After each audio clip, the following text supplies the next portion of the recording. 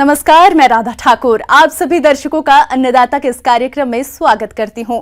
हमारे देश का किसान जन का पोषक है, वे श्रम का देवता है, अन्नदाता है, उसमें ही भारत की आत्मा निवास करती है। ऐसे ही किसान भाइयों की प्रगति के लिए हम खेतीबाड़ी से जुड़ी बहुत सी नई लाभकारी जानकारियां हर रोज सुबह लेकर आते हैं। तो चलिए कार्यक्रम शुरू करने से पहले देखते हैं क्या है आज के अन्नदाता में। कृषि वानिकी आज के समय की जरूरत।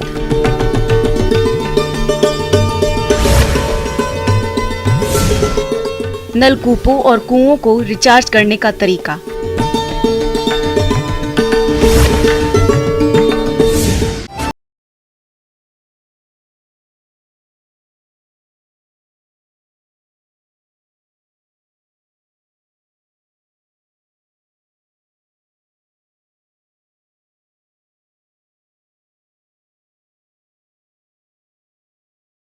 हमारे देश में प्राचीन काल से ही कृषि में फसलों एवं पशुओं के साथ वृक्षों को शामिल किया जाता रहा है। आज के आधुनिक युग में भी कृषि वानिकी लगातार अच्छा लाभ कमाया जा सकता है।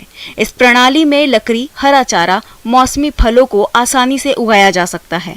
इसके अलावा भूमि की उपयोगिता भी बढ़ती है, साथ ही पर्यावरण प्रदूषण को काफी हद तक कम किया जा सकता है। तो आप कृषि वानिकी को कैसे अपनाएं, इसकी अधिक जानकारी दे रहे हैं विषय विशेषज्ञ योगेश राजपूत।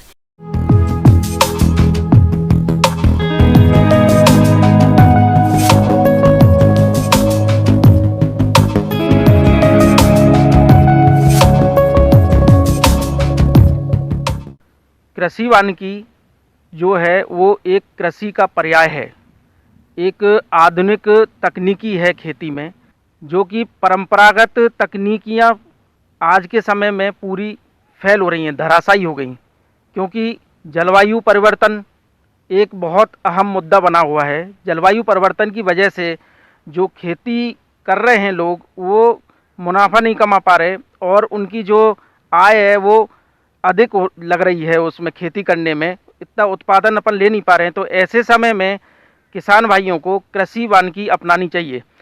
कृषि वानिकी में फसलों के साथ साथ आप वृक्षों को लगा के नहीं, अंतर्वर्तीय फसलें आप लेके नहीं, आप अपनी आमदनी, अपना मुनाफा आप बढ़ा सकते हैं। हमारे प्रदेश के किसान अधिकतर गरीबी रेखा के नीचे जीवन यापन करने वाले हैं। आर्थिक विकास का एकमात्र विकल्प खेती बाड़ी कृषि पर आधारित कुटीर उद्योग है।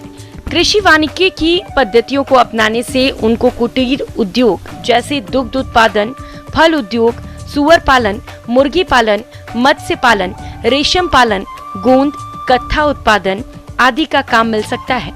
इस प्रकार से उन्हें रोजगार मिलेगा, जिससे उनके आर्थिक विकास के उद्देश्य की पूर्ति हो सकती है। अब मैं बताना चाहूँगा कि कृषि वानिकी में कौन कौन से वृक्ष अपने को लगाने चाहिए और कौन कौन सी फसलें अपन इंटरक्रॉपिंग के रूप में ले सकते हैं वृक्षों के साथ में। कृषि वानिकी में अगर आपको इमारती वृक्ष लगाने का ये है उद्देश्य है, तो आप इमारती वृक्षों में आप खमेर का पौधा लगाएं। खमेर का पौधा जो है वो सागौन का एक सब्स्टिट्यूट है।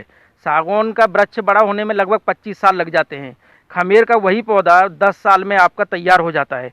इसके साथ साथ आप सागौन भी आप लगा सकते हैं। अगर आप लंबा इंतजार कर सकते हैं तो सागौन के वृक्ष भी आप अपने मेड़ों पे लगा सकते हैं। अगर किसान भाई आपकी रुचि फलदार वृक्ष लगाने की है तो आप फलदार वृक्षों में आम के पौधे हैं, आंवला के पौधे हैं, उसके बाद में आपके गुआवा है आपका, उसके बाद में आपके बेर है आप ले सकते हैं, बेल आप ले सकते हैं, उसके बाद में आप अनार आप ले सकते हैं, जो कि बहुत आसानी से आपकी जो मेड़ें होती हैं उन पे अपन लगा सकते हैं। अगर मेड़ों के अलावा भी आप अगर खेत में भी इंटरक्रॉपिंग करना चाहें तो अपन खेतों में भी लगा सकते हैं। अभी मैं आपको बताना चाहूँगा कि पौधों के साथ साथ में अपन कौन कौन सी फसलें लगा सकते हैं। जैसे कि अगर क्षेत्र अपना अधिक वर्षा वाला है तो जहाँ अपनी सोयाबीन की फसल होती है, उसके बाद में अपनी धान की फसल होती है, तो ऐसे वातावरण में हम लोग आंवला की फसल ले सकते हैं, सागौन अपन लगा सकते हैं, आम अपन लगा सकते हैं, तो गुआवा अपन ले सकते हैं। उसके बाद में अगर आपकी ज़मीन बंजर है जिसमें कुछ नहीं होता है, खेती करने लायक योग्य नहीं है, तो उस ज़मीन को भी अपने को उपयोग कर सकते हैं अपन कृषि वानिकी में। उसमें आप जो औषधीय पौधे हैं उनको लगाएं, जैसे कि आपका एलोवेरा है, आपका केवाच है, आपका सतावर है, आपका अश्वगंधा है आपका, तो ऐसे पौधे लगा के नहीं आप अपनी ज़मीन जो है उसका उपयोग कर सकते हैं। ये सबसे ज़रूरी है कि वो किस दूरी पे पौधे लगाए जाएं जिससे कि क्या है कृषिकर्षण कार्य करने में आसानी रह सके। तो अपने को देखना है कि कम से कम 5 बाई 5 मीटर पे अपन वृक्ष लगाएं, जिससे क्या होता है कि आसानी से आपकी जो जुताई है और बुवाई है वो आसानी से हो सकती है। जो स्पेसिंग है वो हर वृक्ष की अलग अलग रहती है। अगर आपको इमारती लकड़ी लगाना, आपका लकड़ी चाहिए उद्देश्य है आपका, तो वृक्षों को आप 5 बाई 5 मीटर पे लगाएं। और अगर आपको फलदार वृक्ष लगाने हैं तो फलदार वृक्षों को आप 8 मीटर बाई 8 मीटर पे लगाएं। अगर क्राउन फैलेगा तो उतने ज़्यादा फल लगेंगे, इसलिए फलदार वृक्षों को हमेशा 8 बाई 8 मीटर पे लगाएं। और ज़मीन आपकी जो बंजर है, जहाँ कुछ नहीं हो रहा है, ऐसी जगह पे आप स्पेसिंग कम कर सकते हैं। कृषि वानिकी से उत्पादन संस्थान के संरक्षण के साथ साथ मृदा के गुणों में भी सुधार होता है। कृषि वानिकी में पौधों और दलहनी फसलों की जैविक क्रियाओं से नत्रजन स्थिरीकरण होता है और कार्बनिक पदार्थ की मात्रा में वृद्धि होती है। पौधों और फसलों को साथ साथ उगाने से एक दूसरे को उर्वरक तत्वों की पूर्ति में सहायता मिलती है। मृदा संरचना में सुधार होता है, जो कि फसल उत्पादन के लिए अति आवश्यक है।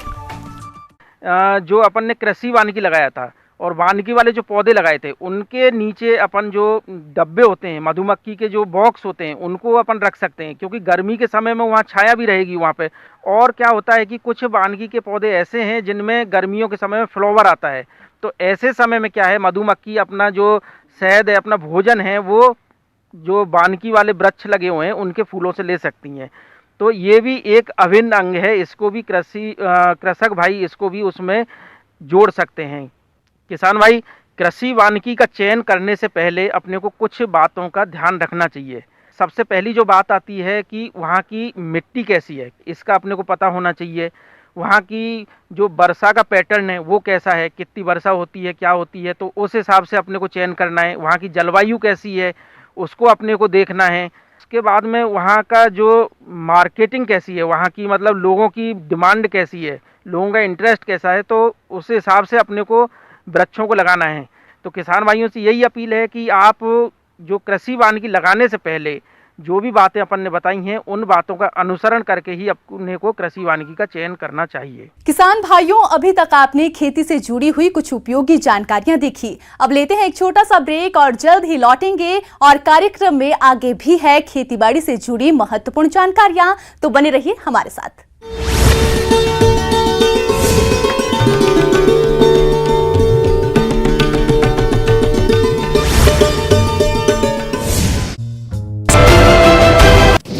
कल बिलासपुर में हुंकार भरेंगे बीजेपी अध्यक्ष जेपी नड्डा। बिलासपुर के रेलवे ग्राउंड में होगी नड्डा की रैली। आगामी चुनाव को लेकर कार्यकर्ताओं में जोश भरेंगे पार्टी सुप्रीमो।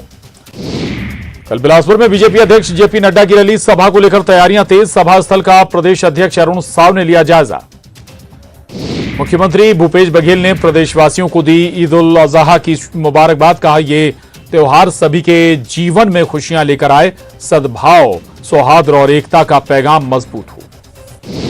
रायपुर के ईदगाह में ईद उल अजहा की अदा की गई नमाज। देश और प्रदेश की तरक्की की मांगी गई दुआ। एक दूसरे को गले मिलकर दी ईद की बधाइयां। रायगढ़ में फर्जी तरीके से जमानत ले रहा जमानतदार गिरफ्तार। किसान ऋण पुस्तिका में गड़बड़ी कर ले रहा था जमानत। फर्जी दस्तावेज पेश करने पर धोखाधड़ी।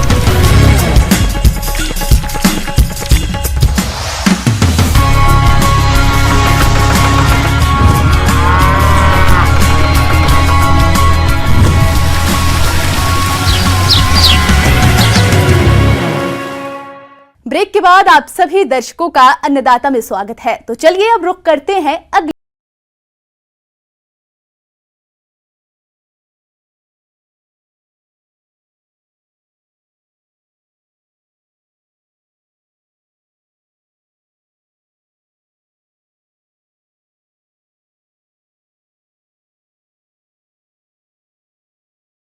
है कि भूजल स्तर में भी तेजी से गिरावट आने लगी है। इस समस्या का हल एक ही है कि बारिश के पानी को व्यर्थ बहने से रोककर जमीन में उतारना होगा। अगर नलकूपों की बात करें तो सोख्ता गड्ढे का निर्माण कर आप नलकूपों का जल स्तर बढ़ा सकते हैं। तो चलिए इसके बारे में जानते हैं कृषि अभियंता डॉक्टर अल्पना दुबे से।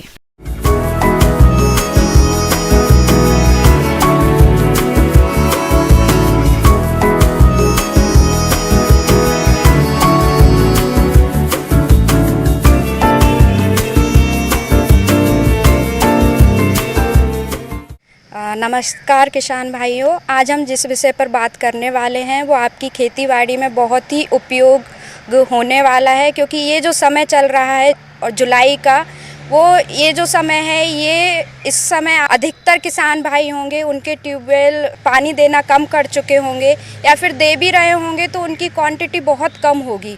उसका रीज़न है कि जो भी भूमिगत जल है उनका धीरे धीरे करके जल स्तर जो है वो बहुत नीचे जाता जा रहा है। भूमिगत जल स्तर के कम होने की वजह से उसमें पीएच की वैल्यू बहुत बढ़ती है, टीडीएस बढ़ता है, जो डायरेक्टली इफ़ेक्ट करता है हमारे सीड के जर्मिनेशन में। और उसके कंजर्वेशन के लिए, मतलब उसको बचाने के लिए हम अपने स्तर से भी बहुत कुछ कर सकते हैं। पानी सबके लिए जरूरी है। पानी नहीं तो कोई प्राणी नहीं। पानी प्रकृति की एक अनमोल देन है जो सभी प्राणियों को जीवन देता है। इसका सबसे बड़ा संग्रह भूमि है और यह संग्रह वर्षा से भूमि में पहुंचता है। लेकिन आज मनुष्य के कुप्रबंधनों के चलते वर्षा का पानी बहकर नदी नालों से होते हुए समुद्र में चला जाता है और आजकल वर्षा भी कभी बहुत ज्यादा तो कभी बहुत कम हो रही है। ऐसे में इस पानी को नहीं सहेजेंगे तो भूमि का जलस्तर बहुत नीचे चला जाएगा और सिंचाई या पीने के पानी की भारी किल्लत हो जाएगी। इसलिए जितना पानी भूमि से निकालिए उससे भी अधिक संचय करने की जरूरत है। वर्षा जल संचयन के बहुत से तरीके हैं, जिसमें से आज कुएं और नलकूपों के रिचार्ज की बात करेंगे। तो सबसे पहले हम बात करते हैं कि ट्यूबवेल को कैसे रिचार्ज करना है। तो हम एक बिल्कुल सिंपल जो सरल तरीका है उस पर चर्चा करेंगे। आपका जो भी ट्यूबवेल है उसके आसपास आप 3x3 या 3x3 फीट का लंबा और चौड़ा एक गड्ढा बनाएंगे और 1 मीटर गहराई रखेंगे उसकी। ये बनाने के बाद ये ध्यान रहेगा कि गड्ढा 1 मीटर या 1.5 मीटर से ज़्यादा गहरा ना हो। कि लंबाई चौड़ाई आप कम ज़्यादा कर सकते हैं, 3 मीटर से ऊपर कर सकते हैं, नीचे कर सकते हैं, लेकिन गहराई 1 मीटर 1.5 मीटर तक ही होगी। जब आप एक गड्ढा करेंगे आपको आपकी केसिन, जो ट्यूबवेल में आपने ऊपर केसिन लगाई है वो आपको दिखेगा। आपको उसके बाद उस केसिन में छेद करना है। छेद जो होगा लंबाई में भी हो सकता है और गोलाई में भी छेद होते हैं, लेकिन आप कोशिश करिए उसको लंबाई में अलग अलग जगह पर थोड़ा थोड़ा छेद करिए। ये आपको किसी भी मशीन के थ्रू या किसी भी औजार के थ्रू कर सकते हैं। 1 mm या 2 mm का ही छेद इसमें रखना है। इसके बाद आप स्टेप है उसमें आपको उस केसिन को या तो प्लास्टिक नेट से या फिर नारियल की आपको सुतली या जो भी आपके पास उस समय पर उपलब्ध हो, आप उससे उसको पूरे चारों तरफ से अच्छे से पैक कर दीजिए। अब गड्ढे में पहले मोटे पत्थर, उसके ऊपर छोटे पत्थर, उसके ऊपर बजरी और अंत में बारीक रेत डालते हैं और ऊपर लगभग 1 फीट तक खाली रखते हैं। इस तरह से इस गड्ढे को भर दिया जाता है। इसमें वर्षा का पानी आएगा, वह इसमें छनकर पाइप से नलकूप में चला जाएगा। तो इस प्रकार से नलकूप का रिचार्ज होता है। यह तकनीक किसान ही नहीं शहरों में भी अपनाया जाता है। इससे भूमि का जलस्तर बढ़ता है। जानकारी के लिए बता दें कि इस तकनीक में भी 5 से 7 हजार रुपए तक का खर्च आता है। एक ट्यूबवेल को 2 से 3 किसान भाई यूज़ कर रहे हैं तो आप कोशिश करिए कि तीनों चारों खेत का पानी मेड़ की सहायता से आप उस गड्ढे में लेकर आएं और उसको भूमिगत जल में मिलाएं। इसमें अगर आप और थोड़ा सा समय दे पाएँ, आप अगर और थोड़ा सा कंस्ट्रक्शन कर पाएँ तो कोशिश करिए तो एक गड्ढा ना बना के 2 गड्ढा बनाएं। जिससे क्या होगा, आपका पानी बिल्कुल भी वेस्ट नहीं होगा, क्योंकि पानी को मिट्टी के अंदर भी समाने में टाइम लगता है और जब बारिश का टाइम होता है पानी कंटिन्यूस आता है और आप उसको एक साथ भूमिगत जल में मिला नहीं सकते। अगर आप इस तरीके से 2 गड्ढे बनाएंगे तो ये सबसे पहले तो उसका पानी का लेवल बढ़ा रहा है। जो आपका पानी अप्रैल मई में ही आपका ट्यूबवेल पानी देना बंद कर दे रहा है वो आपको पूरे सीजन मिलेगा। आइए कुओं के रिचार्ज की तकनीक जानते हैं। कुआं से 10 फीट की दूरी पर 2 अलग अलग गड्ढे बना लेते हैं। गड्ढे की लंबाई, चौड़ाई और गहराई 10 फीट रखते हैं। गड्ढा बनाने के बाद गड्ढे के तल पर 4 इंच चौड़ा पाइप लगाकर कुएं से जोड़ देते हैं। इस गड्ढे के तल में 2.5 फीट तक मोटे पत्थर, 2.5 फीट की दूसरी परत में छोटे पत्थर और अंत में रेत भरते हैं। इसी गड्ढे से 3 फीट दूरी पर दूसरा गड्ढा बनाते हैं। इस गड्ढे की लंबाई चौड़ाई 10 फीट रखते हैं और गहराई 3 फीट रखते हैं। इसके तल पर मोटे पत्थर 2 फीट रखते हैं और इन दोनों गड्ढों को 4 इंच की पाइप द्वारा जोड़ देते हैं। वर्षा का पानी पहले 3 फीट गहराई वाले गड्ढे में जाता है और इस पानी के साथ जो भी कचरा या गंदगी बहकर आती है इसी गड्ढे में रह जाता है और फिल्टर होने के बाद 10 फीट गहरा वाले गड्ढे में जाता है। इस गड्ढे से पानी अच्छी तरह से फिल्टर होकर कुएं में चला जाता है। बता दें कि इस स्ट्रक्चर को तैयार करने में 5 से 7 हजार रुपए का खर्च आता है। तो किसान भाई, ये छोटे छोटे कुछ तरीके हैं, मेथड्स हैं जिनको यूज़ करके आप अपने भूमिगत जल की गुणवत्ता बढ़ा सकते हैं, भूमिगत जल का स्तर बढ़ा सकते हैं। आगे और भी है खेतीबाड़ी से जुड़ी बहुत सी रोचक जानकारियां, पर यहाँ रुकेंगे एक छोटे से ब्रेक के लिए और जल्द ही हाजिर होते हैं।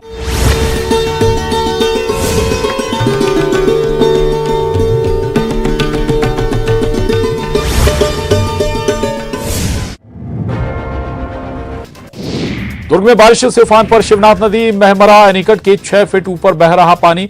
मोगरा जलाशय से छोड़ा गया 25,000 क्यूसेक पानी। डिप्टी सीएम टीएस सिंहदेव पहुंचे सीएम आवास। मुख्यमंत्री भूपेश बघेल ने मिठाई खिलाकर दी शुभकामनाएं। प्रदेश प्रभारी कुमारी शैलजा भी रही मौजूद। टीएस सिंहदेव को डिप्टी सीएम बनाने पर बोले रमन सिंह, कहा कांग्रेस ने बाबा को झुनझुना पकड़ाया, पार्टी ने मुख्यमंत्री के पद के लिए चेहरा हटा दिया। टीएस सिंहदेव के स्वागत में रायपुर एयरपोर्ट पर उमड़े कांग्रेस कार्यकर्ता। ढोल नगाड़ों के साथ जमकर किया स्वागत कांग्रेस।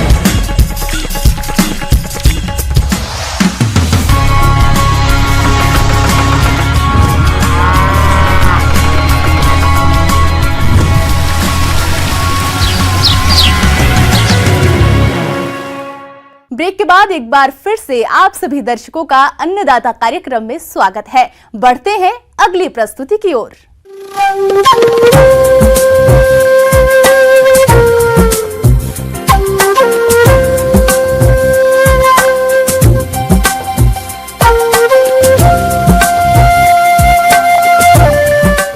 मौसम के अनुसार प्रबंधनों पर भी टिकी है आपकी खेतीबाड़ी, इसीलिए मौसम पूर्वानुमान और उस पर आधारित साप्ताहिक कृषि सलाह इस प्रकार से है।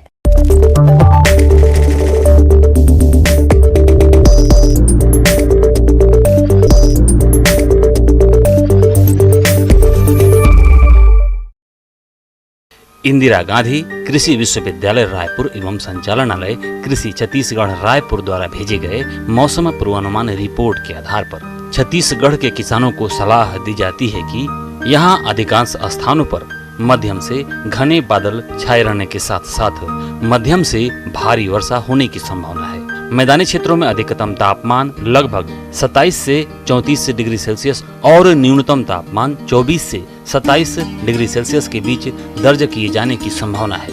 आने वाले दिनों में हवा दक्षिण, दक्षिण पश्चिम एवं पश्चिम दिशाओं से चलने की संभावना है और इसकी गति लगभग 7 से 13 किलोमीटर प्रति घंटे की रफ्तार से रहने की संभावना है। ऐसे में इन क्षेत्रों के किसान भाइयों को सलाह दी जाती है कि खेत की साफ सफाई और मेड़ों की मरम्मत आवश्यक रूप से इस समय करना चाहिए। धान का धरहा डालने या बुआई से पहले स्वयं उत्पादित बीजों को 17% नमक के घोल में उपचारित कर पुष्ट बीजों का चयन करें। प्रमाणित या आधार श्रेणी के बीजों के पैकेट में प्रदाय किए गए फफूंदनाशक से अवश्य उपचारित करें। धान की रोपाई वाले कुल क्षेत्र के लगभग 1/10वें भाग पर नर्सरी तैयार करें। इसके लिए मोटे धान वाली किस्मों के बीज की मात्रा 50 किलोग्राम प्रति हेक्टेयर और पतले धान के किस्मों के बीज की मात्रा 40 किलोग्राम प्रति हेक्टेयर दर से बीज डालें। धान की SRI पद्धति, इसके लिए 6 से 8 किलोग्राम बीज प्रति हेक्टेयर उपयोग करें। श्री विधि से नर्सरी लगाने के लिए 1 मीटर चौड़ी और 10 मीटर लंबी तथा 15 सेंटीमीटर ऊंची क्यारियां बनाएं। क्यारी के दोनों ओर सिंचाई नाली बनाना आवश्यक है। 1 हेक्टेयर के लिए 10 क्यारी बनाएं। सोयाबीन के लिए बीज की मात्रा 65 किलोग्राम प्रति हेक्टेयर रखें। बीज की हमेशा पंक्तियों में 30 सेंटीमीटर की दूरी पर बोना चाहिए। पौधे से पौधे का अंतर 7 से 10 सेंटीमीटर रखना चाहिए। सोयाबीन एवं अन्य दलहनी फसलों के बीजों की राइजोबियम कल्चर 5 ग्राम एवं पीएसबी 10 ग्राम प्रति किलोग्राम बीज की दर से बीज उपचार करके बुआई करें। अरहर के लिए बीज की मात्रा 15 से 20 किलोग्राम प्रति हेक्टेयर रखें। शीघ्र पकने वाली किस्मों में कतार से कतार की दूरी 60 सेंटीमीटर व पौधे से पौधे की दूरी 15 सेंटीमीटर रखी जाती है। तदनुसार मध्यम अवधि वाली फसल को 90 व 20 सेंटीमीटर की दूरी पर लगाया जाता है। मक्का के संकर किस्मों का बीज 15 से 20 किलोग्राम प्रति हेक्टेयर रखें। संकुल किस्मों के लिए 20 से 25 किलोग्राम बीज प्रति हेक्टेयर रखें। कतार से कतार की दूरी 60 से 75 सेंटीमीटर और पौधे से पौधे की दूरी 20 से 25 सेंटीमीटर होनी चाहिए। मध्यम और देर से पकने वाली किस्मों को 75 से 25 सेंटीमीटर कतार से कतार व पौधे से पौधे के अंतरण में लगाना चाहिए। नया बाग लगाने के लिए उचित दूरी पर 3 × 3 × 3 फुट आकार के गड्ढे खोदें और उसे खुला छोड़ दें। उसके बाद 10 दिनों बाद भराई कर दें और बरसात में पौधों की रोपाई करें। मौसम की स्थिति को देखते हुए खुरपका मुहपका रोग फैलने की आशंका है। पशुओं में रोग के बचाव के लिए टीकाकरण करवाएं। टीकाकरण करवाने का यह सही समय है। सूखा चारा दिन में 2 बार दें। समय समय पर पशुओं को पीने के लिए पानी उपलब्ध कराएं। पशु चिकित्सक से संपर्क कर अपने मवेशियों को गला घोंटू एवं लंगड़ी रोग का टीकाकरण करवाएं। 4 से 8 माह की बछिया को ब्रुसेलोसिस यानी संक्रामक गर्भपात रोग से बचाव के लिए टीकाकरण करवाएं। मछलियों में जुलाई अगस्त का महीना प्रजनन का होता है, अतः मछलियों की बिक्री न करें और नवीन बीज डालें और अनावश्यक जीव को बाहर करें।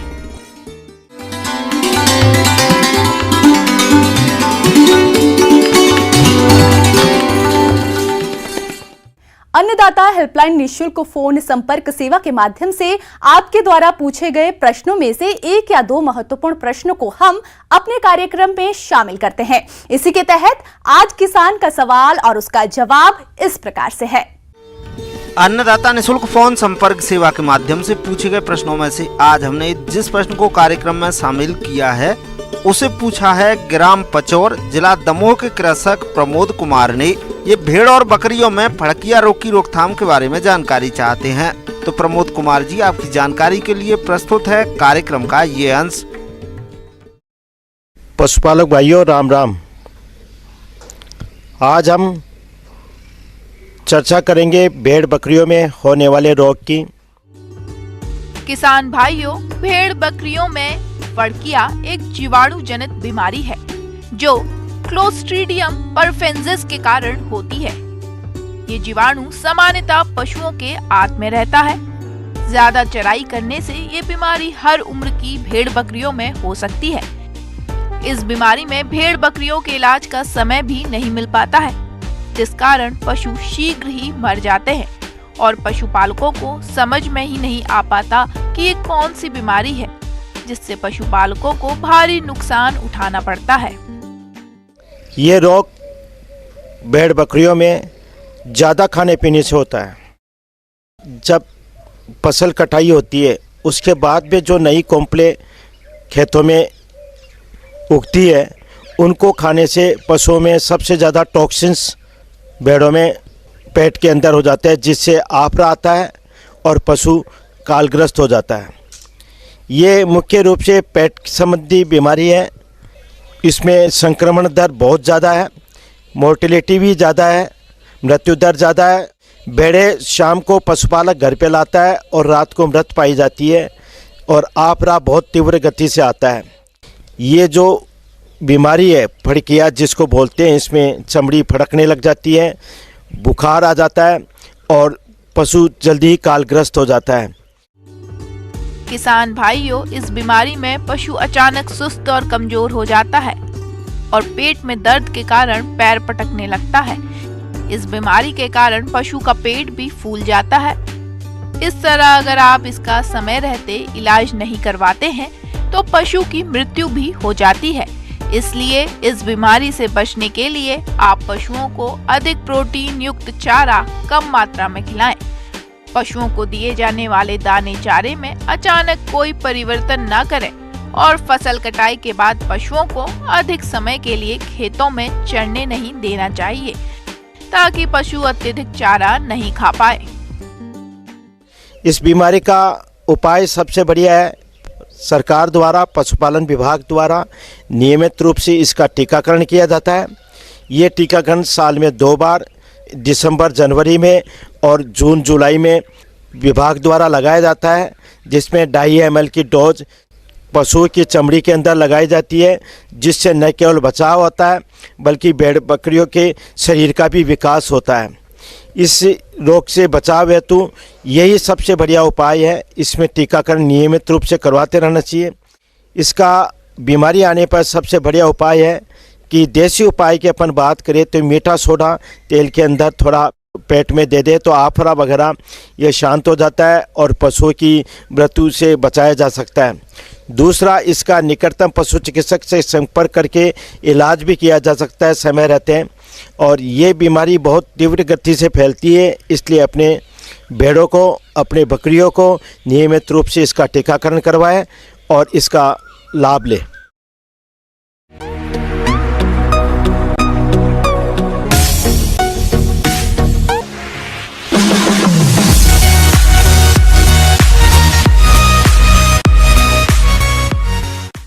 आइए अब नजर डालते हैं राज्य के कुछ चुनी हुई मंडियों के प्रमुख फसलों के बाजार भाव पर।